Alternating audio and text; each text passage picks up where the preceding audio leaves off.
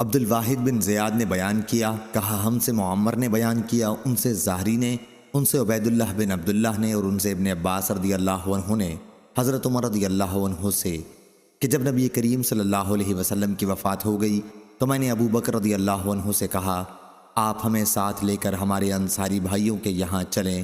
پھر ہماری ملاقات دو نیک ترین انصاری صحابیوں سے ہوئی جنہوں نے بدر کی لڑائی میں شرکت کی تھی۔ عبید اللہ نے کہا، پھر میں نے اس حدیث کا تذکرہ عروہ بن زبیر سے کیا تو انہوں نے بتایا کہ وہ دونوں صحابی عویم بن ساعدہ اور معن بن عدی رضی اللہ عنہ تھے۔ صحیح بخاری حدیث نمبر 4021۔ اسحاق بن ابراہیم نے بیان کیا، انہوں نے محمد بن فضیل سے سنا، انہوں نے اسماعیل بن ابی خالد سے، انہوں نے قیس بن ابی حازم سے کہ بدری صحابہ کا سالانہ وظیفہ 5,000 5,000 تھا۔ حضرت عمر رضی اللہ عنہ نے فرمایا کہ میں انہیں بدری صحابہ کو ان صحابیوں پر فضیلت دوں گا جو ان کے بعد ایمان لائے۔ صحیح بخاری حدیث نمبر 4022۔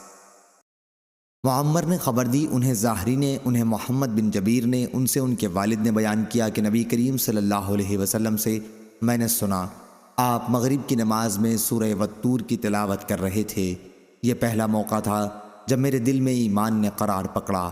اور اسی سند سے زاہری سے مروی ہے، ان سے محمد بن جبیر بن مطعم نے اور ان سے ان کے والد جبیر بن مطعم رضی اللہ عنہ نے کہ نبی کریم صلی اللہ علیہ وسلم نے بدر کے قیدیوں کے متعلق فرمایا تھا، اگر مطعم بن عدی رضی اللہ عنہ زندہ ہوتے اور ان پلید قیدیوں کے لیے سفارش کرتے تو میں انہیں ان کے کہنے سے چھوڑ دیتا۔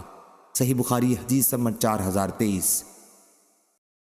سعید بن مسیب نے بیان کیا کہ پہلا فساد جب برپا ہوا یعنی حضرت عثمان رضی اللہ عنہ کی شہادت کا، تو اس نے اصحاب بدر میں سے کسی کو باقی نہیں چھوڑا۔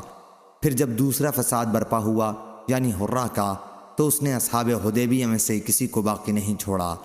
پھر تیسرا فساد برپا ہوا تو وہ اس وقت تک نہیں گیا جب تک لوگوں میں کچھ بھی خوبی یا عقل باقی تھی۔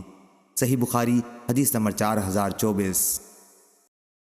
عبداللہ بن عمر نمیری نے بیان کیا، کہا ہم سے یونس بن یزید نے بیان کیا، کہا کہ میں نے زہری سے سنا، کہا کہ میں نے عروہ بن زبیر، سعید بن مسیب، علقمہ بن وقاص اور عبید اللہ بن عبداللہ سے نبی کریم صلی اللہ علیہ وسلم کی زوجہ مطہرہ حضرت عائشہ رضی اللہ عنہا کی تہمت کے متعلق سنا۔ ان میں سے ہر ایک نے مجھ سے اس واقعے کا کوئی حصہ بیان کیا۔ حضرت عائشہ رضی اللہ عنہا نے بیان کیا تھا کہ میں اور ام مستح باہر قضائے حاجت کو جا رہے تھے کہ ام مستح رضی اللہ عنہا اپنی چادر میں الجھ کر پھسل پڑی۔ اس پر ان کی زبان سے نکلا، مستح کا برا ہو۔ میں نے کہا، آپ نے اچھی بات نہیں کہی، ایک ایسے شخص کو آپ برا کہتی ہیں جو بدر میں شریک ہو چکا ہے۔ پھر انہوں نے تہمت کا واقعہ بیان کیا۔ صحیح بخاری حدیث نمبر 4025۔